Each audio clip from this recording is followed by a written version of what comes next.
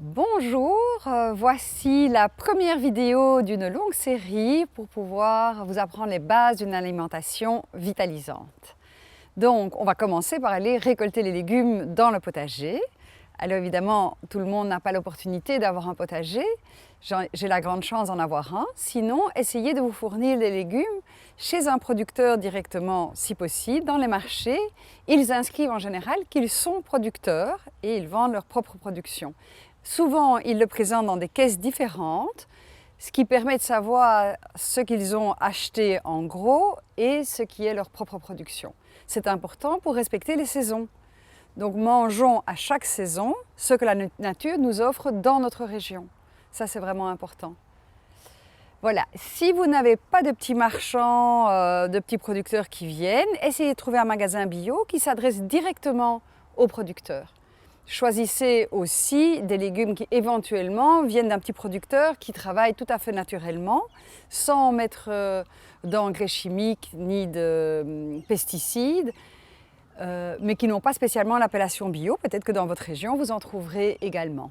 Voilà. Préoccupons-nous donc de la façon dont les légumes ont été cultivés. C'est là qu'on trouvera vitamines, minéraux, enzymes, tous les nutriments dont on a besoin pour donner à notre corps ce dont il a besoin. Donc ça, c'est vraiment important. Donc allons-y, allons au potager. Et voilà ma première récolte. Voilà que je récolte toute fraîche. Je vois d'ailleurs qu'il y en a plusieurs. Cette année-ci, c'est l'année des courgettes dans mon jardin. Maintenant, je vais aller récolter un petit peu de capucine pour donner un petit peu de piquant à ma petite préparation de légumes et ce sera un petit peu de cru aussi. Donc voilà les capucines. Alors, de temps en temps, vous voyez sur les tiges des pucerons. Ne vous inquiétez pas, c'est la nourriture des coccinelles. Ça fait partie de l'écosystème et vous pouvez simplement les faire tomber le long de la tige quand vous récoltez vos feuilles. Donc tout est comestible dans la... Non seulement c'est joli, mais vous mangez aussi. Donc je vais prendre quelques fleurs pour garnir mon assiette. J'en ai des jaunes, des oranges et des couleurs ivoire. C'est magnifique. Et ça permet de mettre un petit peu de cru, comme je le disais il y a quelques minutes. C'est important d'intégrer du cru dans vos plats. Et même les personnes sensibles des intestins, un petit peu de cru, parce que là, vous avez vraiment un maximum de vitamines dans votre plat. Là maintenant, pour assaisonner mon plat, je vais aller chercher un petit peu de coriandre. Elle est montée en fleurs, mais elle est encore bien parfumée. Donc, ce n'est pas un souci. Voilà.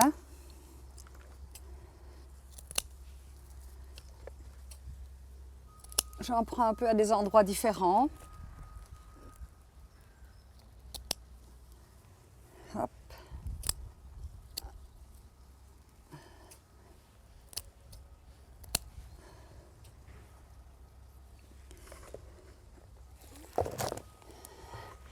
Voilà ma sarriette ici, elle est aussi montée en fleurs, mais ce n'est pas un problème. Je laisse monter en fleurs pour pouvoir récolter les graines pour l'année prochaine.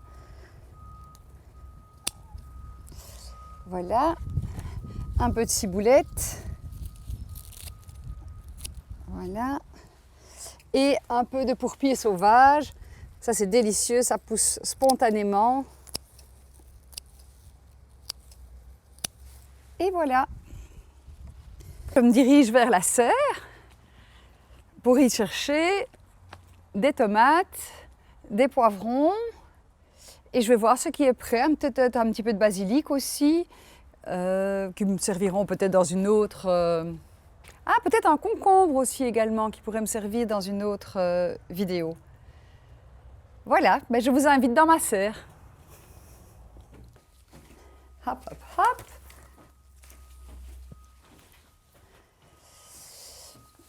Je vais couper maintenant le poivron. Et je vais chercher une tomate, une belle cœur de bœuf, une variété ancienne.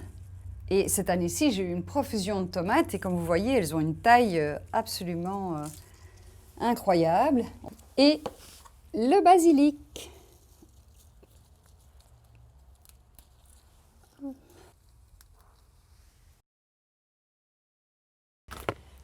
Et voilà ce magnifique plateau de légumes. De légumes, de fruits, de fleurs. Finalement, on a un ensemble de feuilles. On va aborder les modes de cuisson pour préserver au mieux les nutriments. Donc on va commencer par les céréales. Et ici, je vous ai fait un ensemble de céréales pour vous montrer qu'on peut manger toutes les graines en fait, plutôt que de tourner en rond entre riz, pâtes, riz et pommes de terre. Non, ici vous avez de l'orge par exemple, du quinoa, du boulgour. Et là c'est intéressant en fait, le boulgour, c'est une façon de découper la céréale. Donc on peut avoir un boulgour de blé, un boulgour d'épeautre, un boulgour de sarrasin. Et ici, en l'occurrence, c'est un boulgour de blé dur. Et donc, c'est la façon dont le grain a été concassé. Et ce qu'on appelle souvent le couscous, c'est la même chose, sauf que le grain est encore plus fin. Et on peut trouver du couscous aussi pour toutes les céréales. L'important, je ne l'ai pas encore dit, c'est qu'il faut qu'elle soit complète. Donc ici, effectivement, les grains sont entiers, sont complets, pour qu'il y ait toutes les fibres. C'est très important au niveau de l'absorption du sucre. Parce que s'il y a des fibres, la molécule d'amidon va se découper plus lentement. Et ça, c'est vraiment quelque chose de très important. Mangeons ce que la nature nous offre. Elle est généreuse, elle nous offre des grains bien complets avec des fibres, des vitamines, des minéraux, des enzymes. Quand ils sont raffinés, il n'y a plus rien. Il n'y a plus que l'amidon qui est à l'intérieur, et l'amidon est une longue chaîne de glucose, donc du sucre, et rien pour freiner son absorption. Donc ici, tous les grains sont complets, le riz également. Ici, on a de l'épeautre et du petit épeautre. Alors, on va les cuire à la vapeur, parce que l'avantage de les cuire à la vapeur, c'est qu'on va les mettre dans un bol. Je vais prendre un bol en inox. Je vais mettre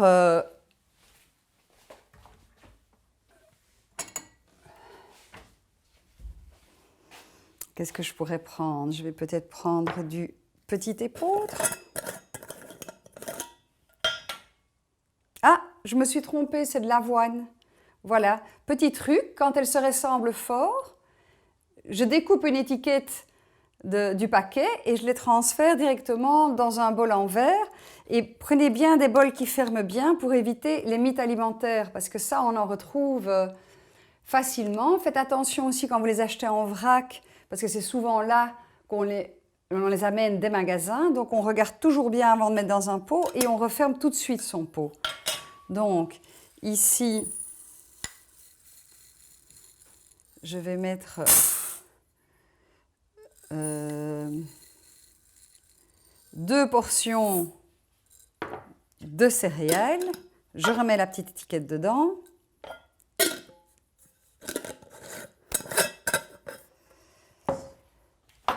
Là, j'ai mis déjà de l'eau que j'ai filtrée. Et je mets 1,5 fois le volume d'eau, spécialement parce que c'est cuit à la vapeur, et donc ça reste dans un milieu assez humide.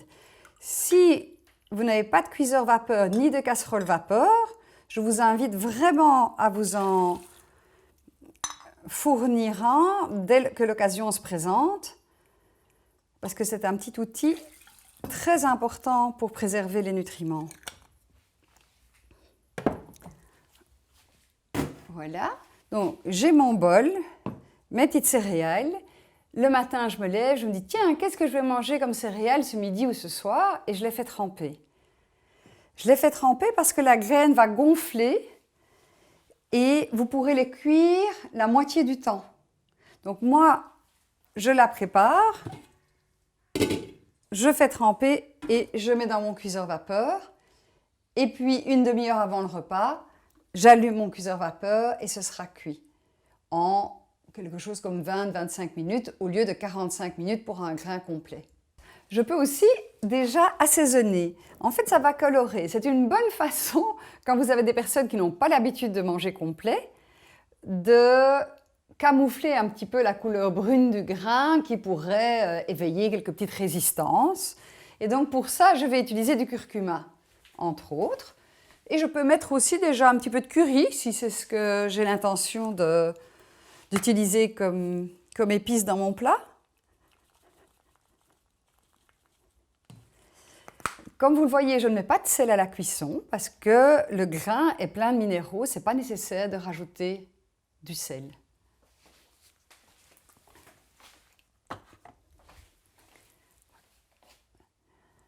Et un petit peu de curry. Voilà. Je mélange un petit coup.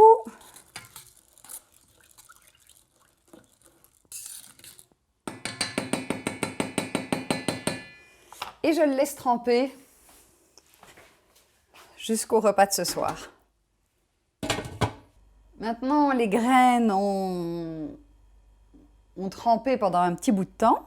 Donc, et le nombre d'heures n'est pas important. Vous le faites tremper même 1 heure, c'est mieux que rien. Donc, il ne faut pas se tracasser. Voilà. Si on a le temps de les faire tremper. Et en général, le jour où je n'ai pas fait tremper de céréales, on mange des pâtes parce que de toute façon, elles ne trempent pas. Voilà, donc le grain trempé, il reste un petit peu d'eau. Je le laisse dans mon cuiseur vapeur et je mets 25 minutes de cuisson. L'avantage du cuiseur vapeur, c'est que l'eau qui est en surface, elle ne va pas bouillir. Tandis que dans votre casserole, moi j'ai déjà essayé plein de fois, avant d'avoir un cuiseur vapeur, eh bien à un moment donné, l'eau qui est en surface, elle bout. Tandis qu'ici, on reste toujours à des températures inférieures à 100 degrés. Donc, on diminue les toxines et on préserve vraiment l'aliment. D'où l'avantage d'un cuiseur vapeur. L'eau bout à 100, mais la vapeur qui monte est en dessous de 100 degrés. Là, on va attaquer les légumes. Donc, la courgette, comme vous aviez vu, je suis allée la chercher dans le potager. Comme elle est complètement bio, je ne suis pas obligée de la peler, je vais simplement la laver. Hop. Un petit coup d'eau. Je coupe le bout et je vais passer le légume à la mandoline. Ah bien, je ne l'ai pas lavé complètement. Hop. Voilà. Alors, pourquoi j'utilise une mandoline plutôt que de le couper au couteau? C'est parce que, comme vous pouvez le voir, c'est tout fin, tout petit. Et plus c'est petit, moins je cuis. Moins je cuis, moins j'abîme. Donc j'aime bien faire des petites juliennes de légumes en bâtonnets, en petits cubes, en petites lamelles comme ici, pour que ça cuise plus rapidement.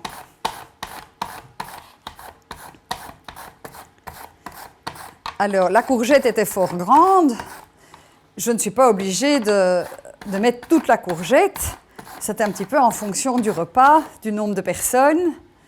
Et si je n'ai pas envie d'utiliser toute la courgette, je vais mettre la courgette à moitié coupée dans une boîte avec une grille en dessous et un couvercle pour pouvoir bien la conserver.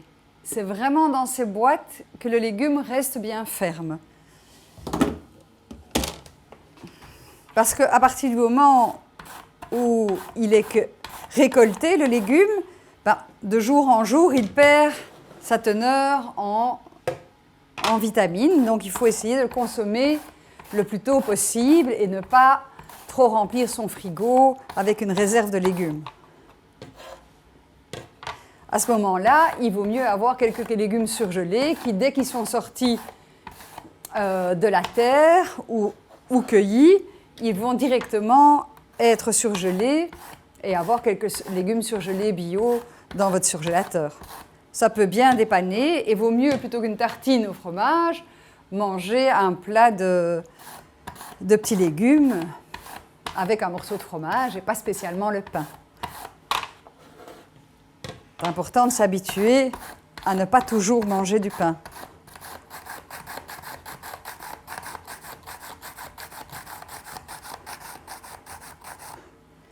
Alors, la courgette,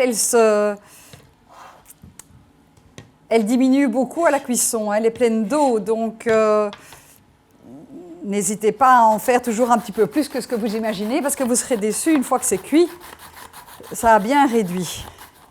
Chaque fois que je les coupe, je me dis « Oh, chouette, j'aurai un petit reste pour demain », et en général, il n'y a pas de petit reste.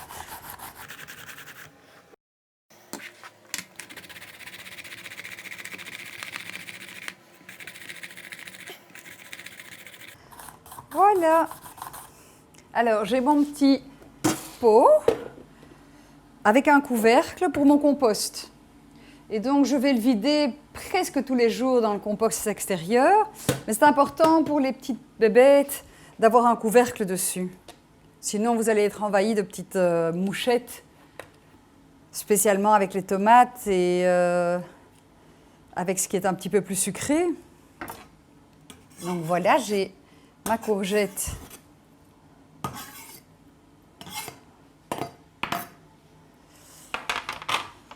que je vais pouvoir mettre dans ma poêle. Alors, j'ai deux possibilités pour cuire les légumes. Je peux soit les faire à la vapeur, et à la vapeur, j'ai aussi deux options. Soit je les mets directement dans le bac à légumes, et à ce moment-là, je n'ai pas du tout de sauce, j'ai vraiment un légume nature. Soit je peux aussi décider de prendre un récipient en inox qui peut aller dans le cuiseur vapeur, comme je l'ai fait pour le riz, et du coup de mettre mes petits légumes et de les assaisonner. Et à ce moment-là, je peux mettre toutes les petites herbes que j'ai envie et j'aurai un petit jus de cuisson qui me permettra d'avoir une sauce en accompagnement. Et moi, j'utilise plutôt cette option-là parce qu'on aime bien parfumer nos légumes dès la cuisson. Et je peux aussi les cuire à l'étuvée, ce que je vais faire maintenant. Là, je vous recommande vraiment d'avoir une bonne poêle en inox. Et c'est la qualité de l'inox qui fait la différence. Et ici, vraiment, ça vaut l'investissement. Je n'ai finalement qu'une seule poêle et je fais tout avec ça. Et la température se répartit vraiment bien sur tout l'inox. Donc j'ai vraiment une cuisson régulière. Je ne suis pas obligée de venir tourner dans mes petits légumes plusieurs fois au cours de la cuisson. Hop.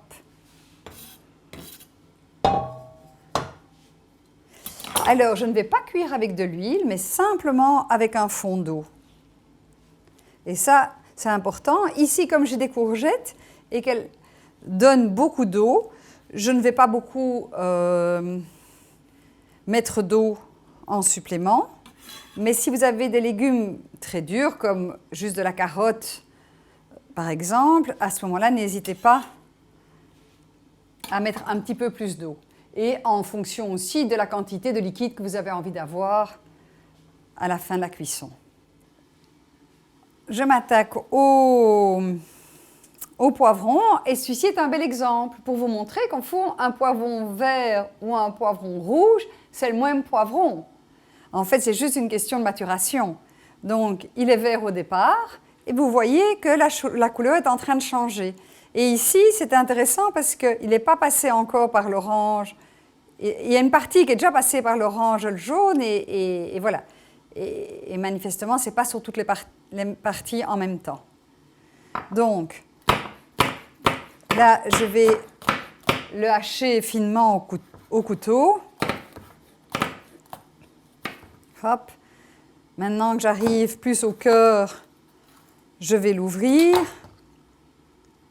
pour pouvoir enlever les graines et les petites peaux du milieu. Hop.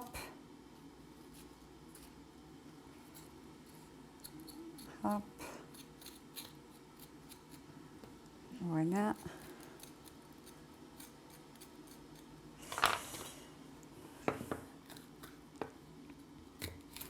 Hop. S'il reste quelques grains, ce n'est évidemment pas grave. Hop, hop, hop. Et là.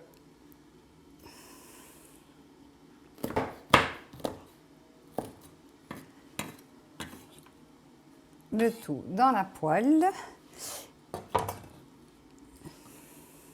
Et je vais mettre un petit peu d'eau.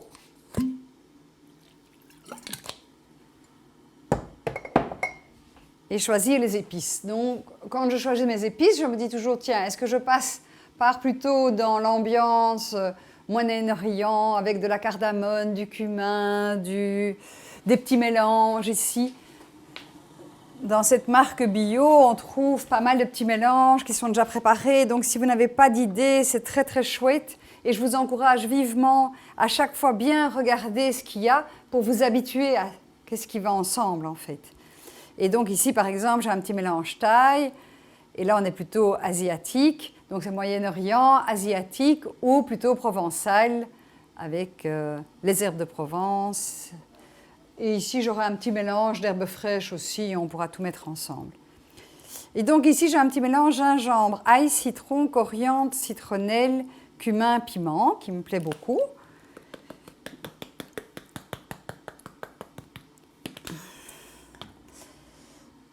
Je vais mettre de l'ail. Alors, j'avais des petites gousses d'ail que j'avais mis dans un pesto et j'en avais un petit peu trop, donc je les ai gardées dans un petit pot. Et là, rien qu'en le retirant, je sens tout le parfum, c'est merveilleux. Alors, au niveau du germe, certaines personnes disent qu'il faut enlever le germe de l'ail parce qu'il est indigeste. D'autres pensent que justement la vie est dans le germe. Donc, autant le garder.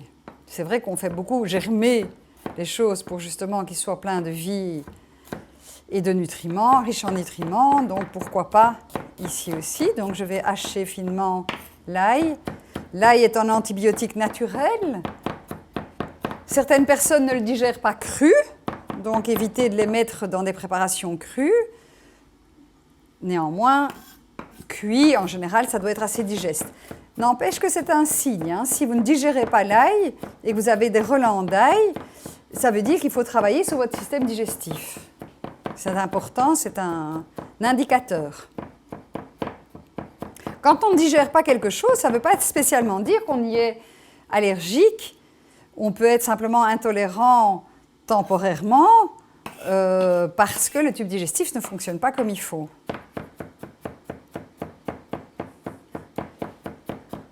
Prenez ça vraiment comme un signe, une indication. Hop. Voilà. Je vais aussi mettre un petit peu de gingembre frais puisque je suis partie là vers l'asiatique.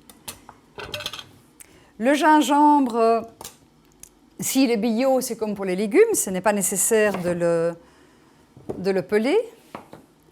Si ici il est vraiment tout propre, sinon vous pouvez le brosser avec votre petite brosse à légumes. Parce que peler, c'est un petit peu difficile de rentrer dans les recoins. Et je le hache finement. Et déjà là, je jouis du parfum délicieux de mon gingembre. C'est comme pour l'ail, il faut essayer de le couper assez finement pour qu'on n'ait pas un gros morceau dans la bouche et être surpris par un parfum trop prononcé. Donc on essaye quand même de le hacher finement.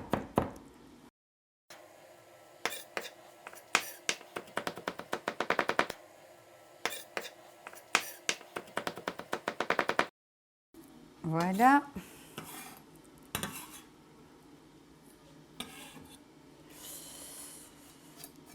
Voilà.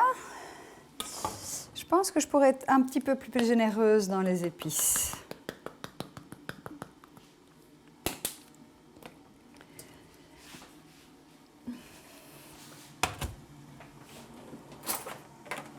Je mélange un petit peu avant la cuisson pour bien distribuer les épices un petit peu partout.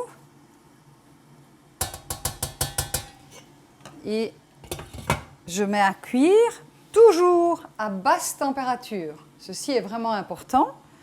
Donc, ici, c'est entre 0 et 9, et je vais mettre sur 5. Je sais que je suis encore à basse température et que ça ne bout pas quand mon petit liquide n'est pas en train de fristouiller. Je fais fondre des légumes. Donc, le mot rissoler est sorti de mon vocabulaire. Parce que là, on crée ce qu'on appelle une réaction de Maillard. C'est le sucre et la protéine qui vont brûler et donner ce petit côté roussi que vous aimez beaucoup, j'en suis sûre. Néanmoins, c'est toxique. et c'est responsable de la fabrication de radicaux libres. C'est vraiment un perturbateur des cellules. Donc il faut vraiment essayer d'éviter cette fameuse réaction de Maillard, Maillard étant la personne qui a mis à jour cette réaction et sa toxicité. Donc ici je reste à basse température et je vais faire fondre les petits légumes sans doute pendant, en fonction de la quantité qu'il y a, un quart d'heure, 20 minutes. C'est l'occasion de m'occuper des légumes crus qui sont restés ici sur le plateau.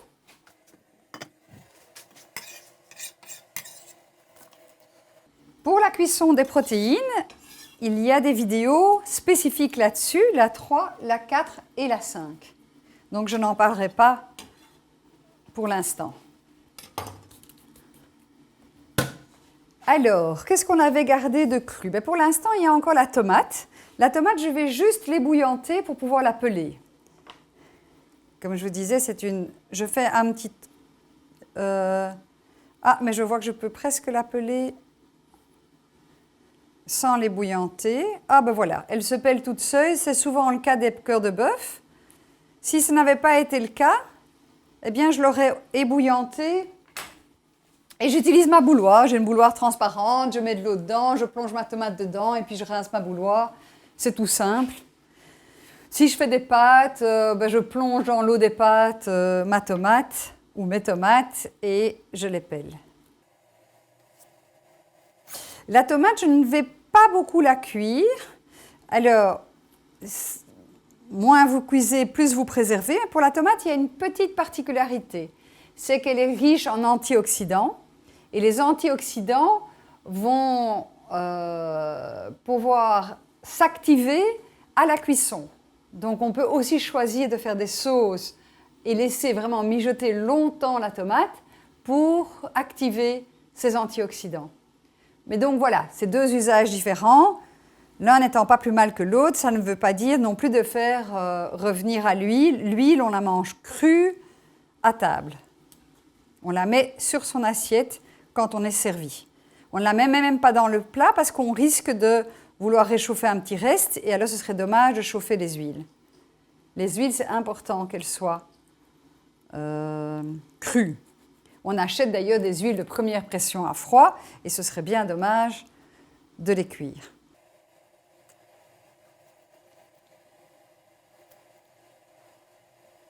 On trouve de plus en plus de variétés de tomates anciennes en fait maintenant dans les marchés bio. Et c'est très gai parce que tout au cours de l'été, on a vraiment des saveurs et des textures différentes aussi.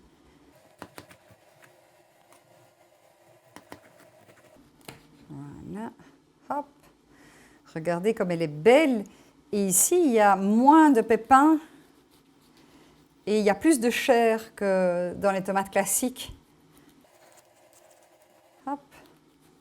J'enlève la petite partie blanche qui est un peu dure et je vais la couper en petits dés. Et je les mettrai à la fin de la cuisson juste pour qu'ils soient un petit peu chauds, sauf si je choisis de manger mes petits légumes froids, ce qui est aussi possible. C'est délicieux de manger les petits restes froids et nutritionnellement, c'est intéressant aussi de ne pas réchauffer pour ne pas de nouveau abîmer les légumes. Mais aussi froid, l'index glycémique est plus bas. Et ça, c'est quelque chose dont je vais vous parler tout le temps. Et vous aurez une vidéo aussi sur les sucres et comment choisir de bons sucres et éliminer les mauvais sucres. Et donc, quand l'aliment est refroidi, que ce soit des pâtes, que ce soit du riz, ou que ce soit des légumes ou un fruit comme la tomate, quand c'est froid, les sucres... Pour les amidons, tout ce qui est riche en amidon, l'amidon va reprendre sa structure d'origine et va recréer des liaisons chimiques qui va faire que c'est de nouveau un sucre lent. Alors qu'une fois qu'il est cuit, s'il y a des fibres, ça va être un sucre lent, mais il sera encore plus lent et donc il va faire moins grossir, on va moins stocker parce qu'il va se distribuer fur et à mesure qu'on en a besoin dans le corps. Parce que les sucres, une fois qu'ils sont stockés, ils sont stockés sous forme de graisse dans le corps. On stocke assez peu de sucre. Voilà, je vois que mes céréales ne sont pas tout à fait cuites, donc je rajoute quelques minutes de cuisson.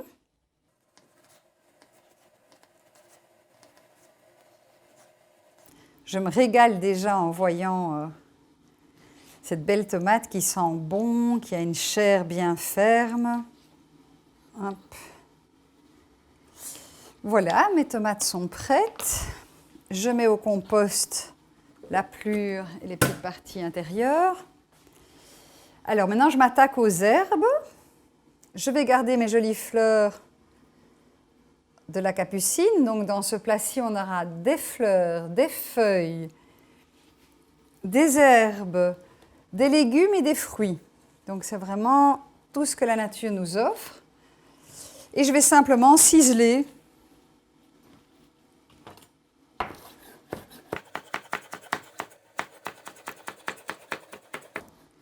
Voilà, les feuilles étaient grandes, donc je vais les recouper dans le sens de la longueur également. Voilà, et je réserve ça sur le côté pour la fin. Là, je les mettrai vraiment crus. Je vais enlever les petites feuilles du pourpier. Ça, c'est un pourpier sauvage. Hein, ce sera toute la partie du cru du plat. Qu'on peut mettre directement dans les assiettes. Hein. Ceux-ci, je ne vais pas du tout les mettre dans la poêle.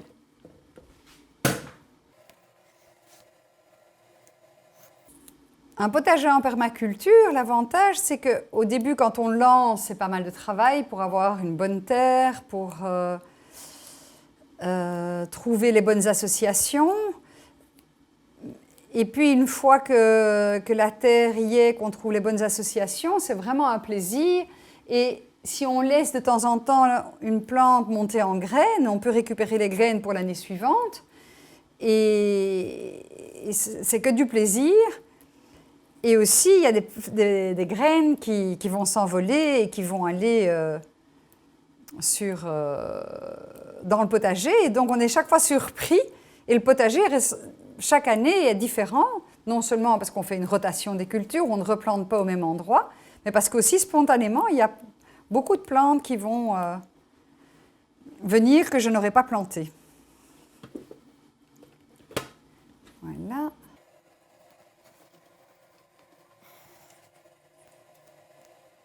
Je me rends compte que je ne l'avais pas lavé, alors je le mettrai dans une passoire et je les passerai sur l'eau après les avoir enlevé les feuilles. Et ce que j'aime bien ici, c'est que c'est une plante, c'est comme une plante grasse en fait, et donc on a vraiment une autre sensation dans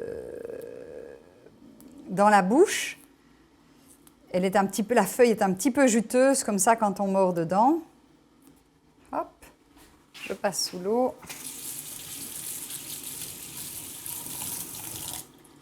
Je laisse égoutter. Voilà. Je vais ciseler la ciboulette. En été, à cette saison-ci, tant qu'on en a dans le jardin, c'est agréable de prendre des feuilles ou des petites herbes comme ça, toutes fraîches. Après, en hiver, quand on n'en a plus, on peut essayer d'en faire un petit peu à la maison aussi, dans des pots. Et puis sinon, alors on peut les prendre séchés. Alors comme vous voyez, il faut avoir aussi un bon couteau. Je pourrais d'ailleurs un petit peu aiguiser le mien pour que ça aille plus vite. Hein. C'est agréable quand on a un matériel. Voilà, je le rajoute avec les capucines. Ici, je vais récolter la sarriette. Elle est en fleurs, mais ce n'était pas un problème. Je peux manger les petites fleurs. Je ne l'ai pas non plus lavée, donc je vais la passer dans le chinois, la rincer sous l'eau. Le repas, c'est aussi l'occasion de papoter en famille, de préparer. Les uns découpent, les autres préparent, font la sauce. Mais voilà, c'est vraiment un moment. Et alors, J'ai pu expérimenter, j'avais lu dans un livre de développement personnel, que la meilleure façon de parler aux adolescents, c'était de faire une activité. Eh bien, je vous promets que ça marche, c'est les moments où je discute le mieux avec eux, c'est en cuisine. Parce que chacun est occupé, on ne se regarde pas face à face, et finalement, ça permet vraiment de rentrer dans des sujets. Donc, quand ils étaient plus jeunes, souvent, je trouvais des raisons, comme faire un gâteau, quelque chose comme ça, quand j'avais envie de leur parler.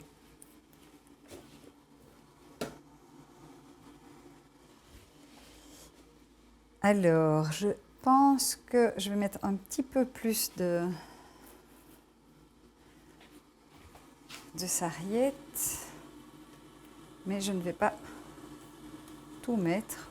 Je vais garder un petit bouquet ici, qui va sécher un petit peu, mais qui pourra me servir. Maintenant, je vais prendre la coriandre. Elle est déjà montée en fleurs, donc je n'ai pas beaucoup de feuilles, mais toutes ces petites tigeettes-là sont pleines de goût. Et j'ai déjà des petites graines, ici des fleurs qui ont fait des graines. Et le grain de coriandre est délicieux aussi.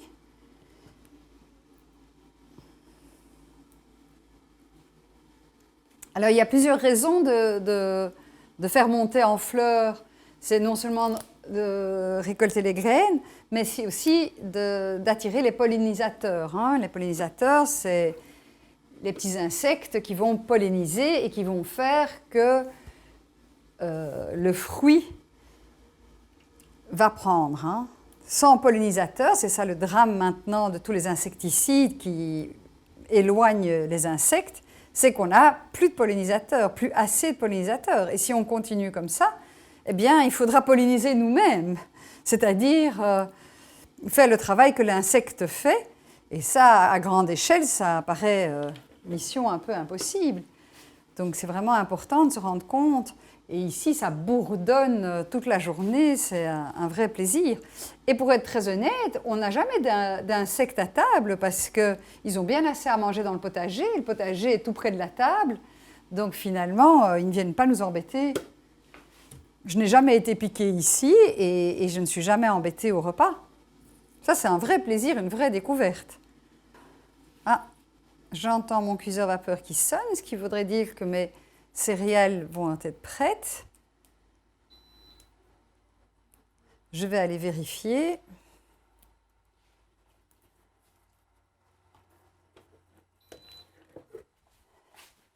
Voilà, il y a encore un petit peu d'eau en surface, mais comme le milieu est assez humide, je vais laisser simplement mon bol dans le cuiseur vapeur et la graine va simplement gonfler encore un petit peu avec le reste d'eau, mais ce n'est pas la peine de chauffer plus. Voilà, je pense que j'en ai assez. J'ai déjà mis beaucoup d'épices. Là, je fais à manger pour 2 personnes. Hop, hop, hop. Et de nouveau, je vais ciseler.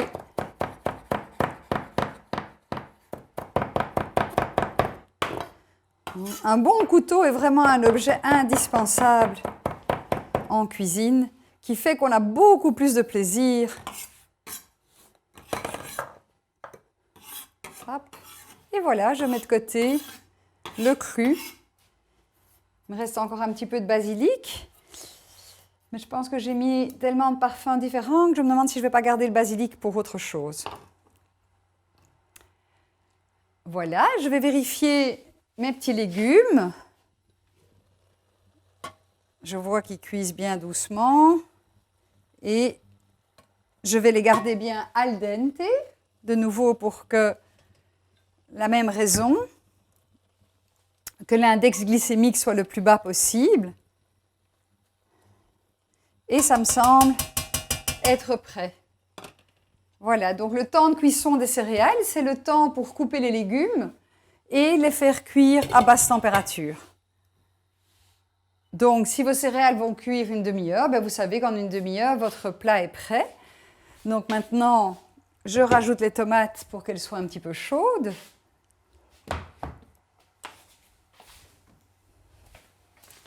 Je vais simplement les laisser pendant que je dresse les deux assiettes. Hop, voilà, je tourne dedans pour que j'essaie de ne pas casser mes petits morceaux de tomates. Hop. Et je laisse au chaud, une bonne poêle en inox reste bien chaude. Je partage la verdure, le cru, en deux. Hop. Hop.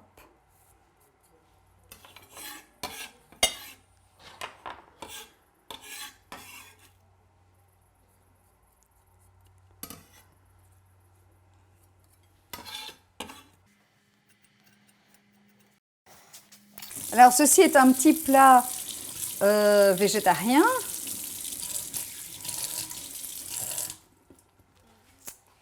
Certaines personnes ont un petit peu peur comme ça quand ils mangent juste des petites céréales et des légumes, ce que je recommande vivement le soir.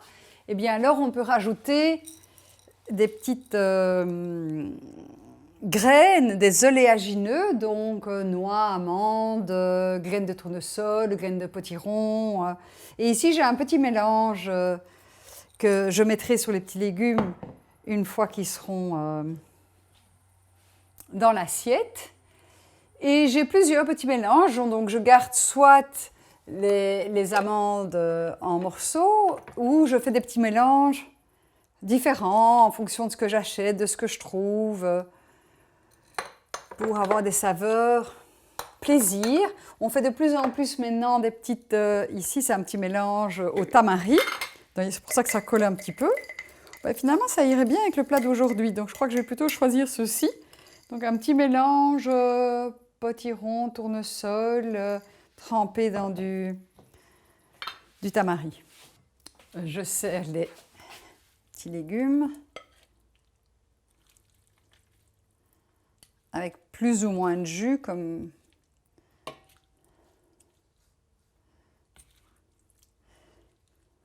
on va mettre principalement des légumes dans l'assiette.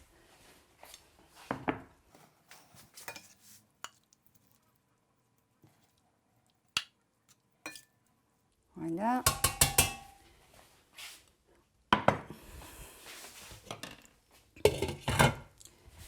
Une fois que les légumes sont servis, je prends mon huile de colza au frigo.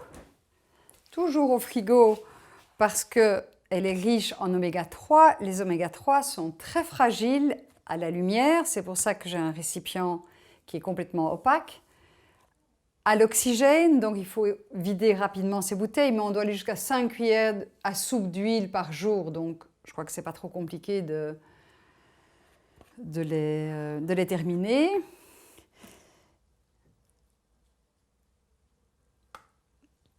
Et donc, fragile à la lumière, à l'oxygène, à la chaleur. Donc, on le garde au frigo. Hop, et je la remets directement au frigo. Ici, je viens rajouter ma sarriette et mon pourpier. Je verse mes petits oléagineux dans l'assiette. Je vérifie si elles sont bien cuites. Oui.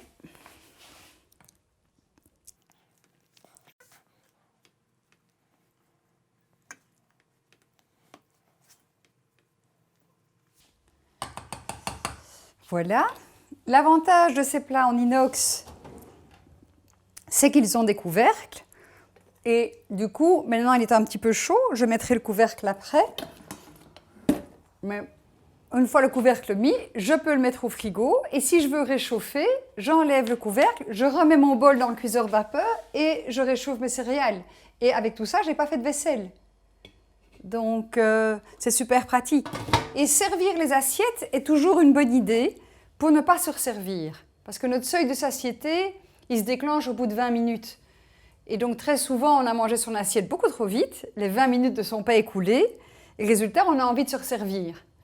Mais ici, vraiment, l'idée, c'est de manger calmement, tranquillement, et d'attendre 20 minutes pour savoir si j'ai vraiment faim.